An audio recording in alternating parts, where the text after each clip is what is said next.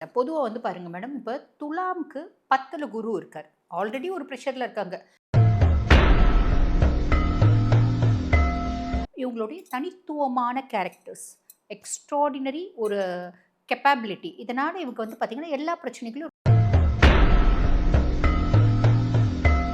2வது இப்போ ஒரு கன்சர்ன்ல நீங்க வொர்க் பண்றீங்க. அஃபிஷியலி நீங்க வந்து பார்த்தீங்கன்னா, இங்கேருந்து ஹைதராபாத் போறீங்க. அப்படி வச்சுக்கோங்க ஒரு பேச்சுக்கு. இப்போ இவங்க செய்ய வேண்டிய இந்த மாத காலகட்டத்துல, இவங்க பின்பற்ற வேண்டிய இறை வழிபாட்டு முறைய பத்தி சொல்லுங்க மேம்.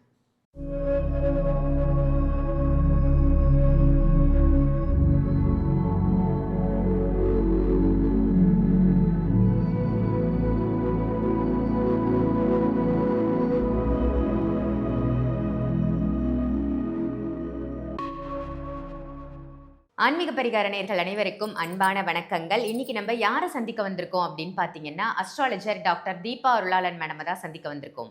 வணக்கம் மேம். வணக்கம் மேம். உங்களுடைய பதிவுகள் எல்லாம் ரொம்ப அருமையா இருக்கு. நெறைய நல்ல விஷயங்கள் மக்களுக்காக நீங்க சொல்லிட்டு இருக்கீங்க. இன்னைக்கு ஒரு புதுமையான டாபிக் நான் எடுத்துட்டு வந்திருக்கேன். என்ன அப்படின்னு பார்த்தீங்கன்னா, செப்டம்பர் மாதம் வரப்போகுது இல்லையா? இந்த செப்டம்பர் மாதத்துல செல்லக்கூடாத இடங்கள் அப்படின்னா என்ன? ஒவ்வொரு ராசிக்காரர்களும் பர்ட்டிகுலரா இந்த இடத்துக்கு போகாதீங்க. இது ஒரு எச்சரிக்கை. இந்த இடத்துக்கு போனீங்கன்னா, ஒரு சில தடங்கல்கள், தாமதங்கள், தடைகள் கூட ஏற்படலாம் உங்களுக்கு அப்படின்னா, எந்த இடங்கள்லாம் மேம் சொல்லுவீங்க? எதனால அந்த இடத்திற்கு போகக்கூடாது? அந்த இடத்திற்கு போனா என்ன மாரி விஷயங்கள் நடக்கும் அப்படின்றத ஒரு சின்ன இன்ட்ரோ மாரி மக்களுக்காக கொடுங்க மேம். கண்டிப்பா மேடம். கண்டிப்பா. பொதுவாவே வந்து பார்த்தீங்கன்னா மேடம், ஒவ்வொரு மாசமும் நம்ம வந்து பார்த்தீங்கன்னா, ஒவ்வொரு இடங்களுக்கு போகும்போது கொஞ்சம் காஷியஸா போங்க அப்படின்னு சொல்லுவோம். இது எதனால சொல்றோம் அப்படின்னா, பிளானட்டரி பொசிஷன்ஸ். எந்த பிளானட் எந்த பாவத்தில உட்கார்ந்துட்டு இருக்காங்க. அதாவது நில வீட்லயா, இல்ல காற்று வீட்லயா, இல்ல வந்து பார்த்தீங்கன்னா, நீர் வீட்லயா அப்படின்றத பொறுத்து நெருப்பு வீட்லயா, அத பொறுத்து நம்ம சொல்றது உண்டு தான் மேடம். அந்த விதத்தில இந்த செப்டம்பர் மாதம் அப்படின்றது வந்து பார்த்தீங்கன்னா, மெயினா என்ன கிரகத்த பேஸ் பண்ணி சொல்லப் போறோம் அப்படின்னு செவ்வாய பேஸ் பண்ணி தான் மேடம் சொல்லப் போறோம். காரணம் என்ன அப்படின்னா, செவ்வாய் வந்து பார்த்தீங்கன்னா, செப்டம்பர் மாதம் முற்பகுதியில கடகம் வீட்ல, நீர் வீட்டுக்கு வருவாரு. பிற்பகுதியில சிம்மம் வீட்டுக்கு போவாரு. அப்ப இந்த முற்பகுதியில நீர் வீட்டுக்கு வரும்போது, இங்க தான் வந்து பார்த்தீங்கன்னா, செவ்வாய் நீச்சம் அடையறாரு. இங்க குரு உச்ச குருவா இருந்தாலும் நெறைய பேர் என்ன நினைப்பாங்க அப்படின்னா, இது நீச்ச பங்க ராஜயோகம் வந்துரும் அப்படின்னு நினைப்பாங்க. நீச்ச பங்க ராஜயோகம்க்கு நீங்க நானுமே ஏற்கனவே டிஸ்கஸ் பண்ணியிருக்கோம். பொதுவா வந்து பார்த்தீங்கன்னா, இப்ப எந்த கிரகம் வந்து நீச்சம் அடையுதோ, அந்த நீச்ச கிரகம் உச்ச ராசி எது அப்படின்னு பார்க்கணும். அப்ப செவ்வாய பொறுத்தவரைக்கும் மகரம் உச்ச ராசி. அந்த ராசி அதிபன் எங்க இருக்கா அப்படின்னு பார்க்கணும். அந்த ராசி அதிபன் மீனத்துல வந்து பார்த்தீங்கன்னா, வக்ரகதி அடைஞ்சிருக்கா. அதுக்கும் மேல சந்திரனோட நிலையும் பாவிச்சு தான் இது நீச்ச பங்கம், ராஜயோகம் வருமா அப்படின்றத டிசைட் பண்ணும். என்ன இருந்தாலும் உச்ச குருனோட சேரும்போது நீச்சம் பங்கம் ஆகியிருந்தாலும், அந்த கெடு பலன்கள் கம்மியா இருந்தாலும், சில விஷயத்துல ஜாக்கிரதையா தான் இருக்கணும். சில இடங்களுக்கு போகும்போது ஜாக்கிரதையா தான் இருக்கணும். அத பேஸ் பண்ணி நம்ம சொல்லலாம் மேடம். Super ma'am. இந்த செப்டம்பர் மாதத்துல ஒவ்வொரு ராசிக்காரர்களும் ஏன் இந்த இடத்துக்கு போகக்கூடாது? அப்படி போனா என்ன மாரி விஷயங்கள் நடக்கும் அப்படின்னு ரொம்ப அழகா சொன்னீங்க மேம். இப்ப நம்ம ஒவ்வொரு ராசியினரும் எந்தெந்த இடங்களுக்கு செல்லக்கூடாதுன்னு தனித்துவமா நம்ம பார்த்துடலாம்.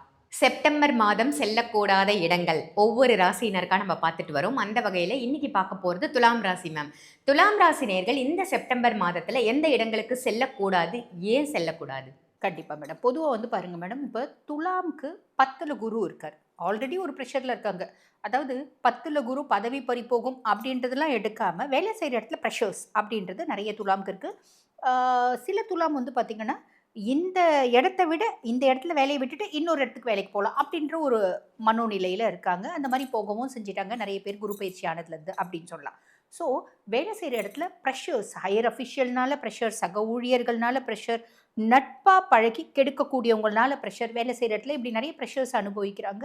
இருந்தாலும் இவங்களுடைய தனித்துவமான கேரக்டர்ஸ், எக்ஸ்ட்ரார்டினரி ஒரு கேப்பபிலிட்டி. இதனால இவங்க வந்து பார்த்தீங்கன்னா, எல்லா பிரச்சனைகளையும் ரொம்ப வந்து பார்த்தீங்கன்னா, சிம்பிளா சார்ட் அவுட் பண்ணிடுறாங்க அப்படின்னு சொல்லலாம். ஏன்னா, சனியே உச்சமடையக்கூடிய ராசி. எந்த ஒரு விஷயத்த செஞ்சாலும் பெர்ஃபெக்ட்டா செய்வாங்க. செய்யக்கூடிய கெப்பாசிட்டி அப்படின்றது இவங்களுக்கு உண்டு. அ "வெட்டு 1 துண்டு 10" அப்படின்னு சொல்லலாம். அதுதான் துலாம். ஸோ, இவ்ளோ தெளிவான பெர்சனாலிட்டீஸ் வேலை செய்ற இடத்துல சில காம்ப்ளிகேஷன்ஸ சந்திக்கிறாங்க அப்படின்ற பட்சத்தில, இப்ப 10ல குருவோட கூட செவ்வாயும் வந்து அமர்ந்து நீச்சம் பெறுறார்.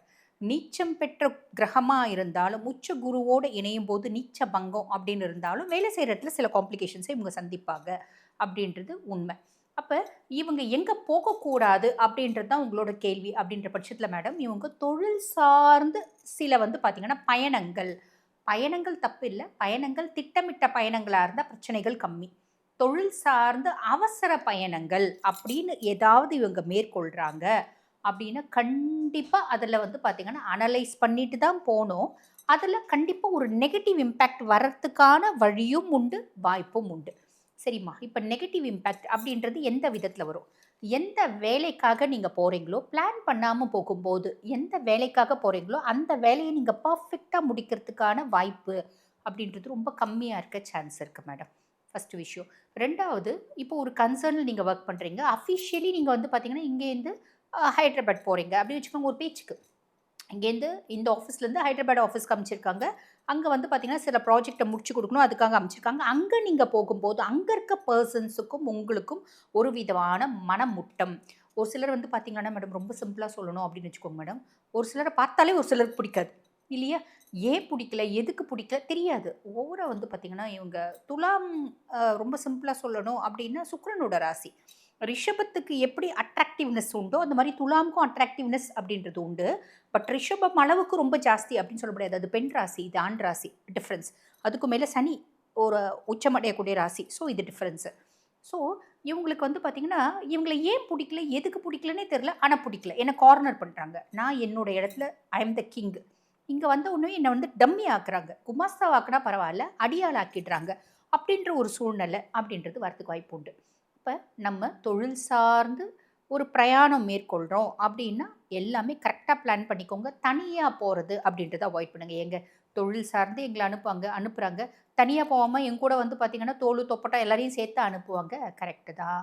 தனியா போகக்கூடிய சூழ்நிலை இருக்கு அப்படின்னாலும், எங்க போய் தங்க போறீங்க? அஃபிஷியலி போறீங்க. அஃபிஷியலி குவார்ட்டர்ஸ் இருக்குங்க. அங்க வந்து வேலை செய்யறதுக்கு ஆள் இருக்கு. இல்ல கம்பெனில நாங்க சாப்பிடணும். அப்படி அதாவது கேன்டீன் இருக்கு. கேன்டீன்ல நாங்க சாப்பிட்டுக்கலாம். இல்ல சமைச்சு குடுக்கறதுக்கு ஆள் இருக்கு. எதுவா இருந்தாலும் நீங்க ஒரு புது இடம் போறீங்க அப்படின்னா, அந்த புது இடத்துல உங்கள சார்ந்தவங்க, உங்கள சூழ்ந்தவங்க நல்லவங்களா? அப்படின்றத அனலைஸ் பண்ணீங்க. நாங்க எங்கேங்க நல்லவங்களா தேடுறது? அப்படின்னா கரெக்ட்டு தான். அப்படி திடீர்னு ஏதாவது ஒரு எமர்ஜென்சி அப்படின்னா, நம்ம எப்படி அத சுதாரிக்கணும்? அப்படின்றத நம்ம ரொம்ப தெளிவா ஞாபகம் வச்சுக்கணும். இப்போ வந்து பாருங்க, கொஞ்சம் வயசானவங்க, ஒரு மத்தியம வயசு இருக்கவங்க, கொஞ்சம் வயசானவங்க, எக்ஸ்பீரியன்ஸ் பெர்சன்ஸ்க்குலாம் அதாவது எக்ஸ்பீரியன்ஸ்டு பெர்சன்ஸ்க்குலாம் வந்து பார்த்தீங்கன்னா, இதெல்லாம் ரொம்ப தெளிவா தெரியுது. எங்க போறது அப்படின்னாலும் அது என்ன, ஏது, இடம், பொருள், ஏவல் எல்லாமே விசாரிக்கிறாங்க அப்படின்னு சொல்லலாம். இந்த ரொம்ப இளம் வயசு பசங்க இருக்குங்க பாருங்க, அதுங்களுக்கு எதுவுமே தெரியறதில்ல. சொல்றாங்களா, போயிடுறேன். மூட்டை மூட்டையா கிளம்பிடுறேன். மூட்டை மூட்டையா போறேன். என் ஃப்ரெண்ட் சொன்னா, "நான் போறேன்." "எங்க கண்ணு போய் தங்க போற?" "அங்க போனா தாம்மா தெரியும்." "எனக்கு எப்படிம்மா தெரியும்?" எத்தன பசங்க சொல்றத நம்ம கேட்குறோம். அம்மா ஆஃபீஸு குவார்ட்டர்ஸ் குடுக்குறேன். அங்க போனா தானம்மா தெரியும். அந்த இடம் ஜாக்கிரதையா, அந்த இடம் இந்த மாரி இருக்கா, அந்த இடம் எந்த மாரி இருக்கு. ஏம்மா என்ன இவ்ளோ கேள்வி கேட்குற? எத்தன பசங்க சொல்லுது. இல்லையா? எத்தனையோ பேர் ஜாதகம் பார்க்க வரும்போது இப்படி சொல்றாங்க, "மேடம் அவன் வந்து ஊர் தெரியாத ஊருக்கு போறான் மேடம். போனா ஜாக்கிரதையா இருப்பானா? ஜாதகம் பார்த்து சொல்லுங்க மேடம்." கரெக்ட்டு தான். அம்மா ஜாதகம் பார்த்து நாங்க என்ன சொல்றோம் அப்படின்னாலும், நீங்களும் உங்களுக்கான ஒரு சேஃப்டி மெஷர்ஸ் வைக்க தானம்மா செய்யணும். நாங்க என்ன மேம் பண்றது? நான் கேட்பேன் இந்த வார்த்தைய. அம்மா ஜாதகம் பார்த்து நாங்க சொல்றோம். இருந்தாலும் நீங்களும் ஒரு சில விஷயம் பையன் போய் தங்க போறான் அப்படின்னா, எங்க போய் தங்க போறான்?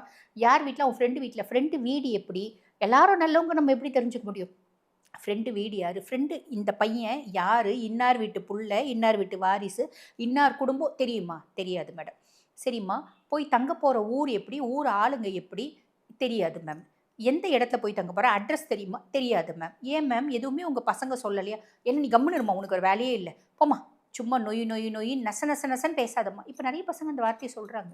அப்ப நாங்க என்ன மேம் பண்றது? வேற வழி இல்ல. ஒரே பையன் ஜாதகம் தான் பார்க்கலான்னு வந்திருக்கு. நீங்க ஜாதகம் பார்த்து சொல்லுங்க மேடம். நேரம்லாம் நல்லா இருக்கா? போய் சேர்ற வேலையெல்லாம் நல்லா நடக்குமா? அங்க போயிட்டு எதுவும் பிரச்சனை வந்துராதுல்ல என் பையனுக்கு? அங்க போய் என் பையன் எதுவும் கெட்டு போயிட மாட்டான்ல? இப்படியெல்லாம் கேட்குறாங்க. அப்ப ரீசன் என்ன? நெறைய பேர் கேட்குறாங்க. இது யாரோ ஒருத்தவங்க கேட்டா பரவால்ல. அப்ப இந்த காலத்துல பிள்ளைங்க பெருசா வந்து பார்த்தீங்கன்னா, பெத்தவங்கள மதிச்சு சொல்றதில்ல. காரணம் என்னன்னா, அவங்களே அனலைஸ் பண்றதில்ல. அனலைஸ் பண்ணி போனா தானே அவங்க உங்ககிட்ட சொல்லுவாங்க. ஆக இந்த மாதிரிலாம் பிள்ளைங்க இருக்காங்க அப்படின்னா, நீங்க நம்ம வந்து பார்த்தீங்கன்னா, நம்ம உயிரோட இருக்க வரைக்கும் நம்ம பிள்ளைங்களுக்கு நம்ம வந்து பார்த்தீங்கன்னா, ஒரு உறுதுணையா இருக்கணும். அப்படின்றது நம்ம எல்லா பெத்தவங்களோட ஒரு மைண்ட் செட் இல்லையா? அப்ப நீ சொல்றியோ, சொல்லலையோ, நான் வந்து நீ சொல்லல. இருந்தாலும் உன்னோட சேஃப்டிக்கு நான் என்னென்னலாம் செய்யணும், அத்தனையும் செய்வேன். அப்படின்ற மாரி நீங்க செய்யுங்க. புரியுதுங்களா? ஏதாவது எமர்ஜென்சினா அந்த ஊர்ல யார் உறவுக்காரங்க இருக்காங்க? யார் ஃப்ரெண்ட்ஸ் இருக்காங்க? பையன் இந்த இடத்துல போய் உட்கார்றான். பையனுக்கு தெரியாமயே பையன் இந்த இடம் சேஃபான்னு பார்த்துக்கோ. பொண்ணு இந்த இடத்துக்கு போய் ஃப்ரெண்ட் வீட்டுக்கு போறது சேஃபான்னு பார்த்துக்கோ. முடிஞ்சா கொஞ்சம் அவங்களுக்கு சப்போர்ட் பண்ணு, ஹெல்ப் பண்ணு. நீங்க சொல்ற ஆள் நல்ல ஆளா இருக்கணும். அவங்க தப்பானவங்களா இருந்தக்கூடாது. ஆக இந்த மாதிரி ஒரு சில விஷயங்கள் நம்ம பெத்தவங்க குழந்தைங்க சார்ந்து செய்யணும் அப்படின்னு சொல்ல இது சின்ன பிள்ளைங்களுக்கு நம்ம செய்யலாம். காலேஜ் படிக்கிற பிள்ளைக்கு, வேலை செய்ற பிள்ளைக்கு நம்ம செய்யலாம். வயசு 40ஆவதுங்க இந்த மாரி பண்றாங்க அப்படின்ற பட்சத்தில அப்பா, அம்மா எங்க போய் சொல்ல முடியும்? அவங்களுக்கு வயசு அத விட அதிகம் ஆயிட்டு இருக்கும். அப்ப மனைவி செய்யலாம். இல்ல கணவன் செய்யலாம். இப்படி ஏதோ ஒரு விதத்தில நம்ம அவசர பயணம் மேற்கொள்றோம். தொழில் சார்ந்து முக்கியமா அவசர பயணம் மேற்கொள்றோம் அப்படின்னா, அதில சில இன்னல்களையும், இடையூறுகளையும், சிக்கல்களையும் சந்திக்கக்கூடிய சூழ்நிலை அப்படின்றது துளாராசி அன்பர்களுக்கு உண்டு. அத கொஞ்சம் அனலைஸ் பண்ணிட்டு செய்றீங்க அப்படின்னும்போது ரொம்ப நல்லதும்மா. எத்தனையோ விஷயம் நம்ம பார்க்குறோம். பொதுவா நான் என்ன பண்ணுவேன்னாம்மா, சும்மா இருக்கும்போது நான் மேக்ஸிமம் சும்மா இருக்கிறதில்ல. எப்பயுமே பிஸியா இருப்பேன். எப்பயோ ஒரு நாள் ரொம்ப வந்து எனக்கே ரெஸ்ட் வேணும் அப்படின்னு ரெஸ்ட் எடுத்தா, கோர்ட் ரூம் அப்படின்னு ஒரு சீரியல் வரும். அத பார்ப்பேன். சிஐடி பார்ப்பேன். அந்த மாதிரி இந்த போலீஸ் ஸ்டோரீஸ் இந்த மாதிரிலாம் பார்ப்பேன். காரணம் என்ன அப்படின்னா, உலகத்தில என்னென்ன மாரி தப்புகள்லாம் நடக்குதுன்னு தெரிஞ்சா தானம்மா நம்ம உஷாரா இருக்க முடியும்.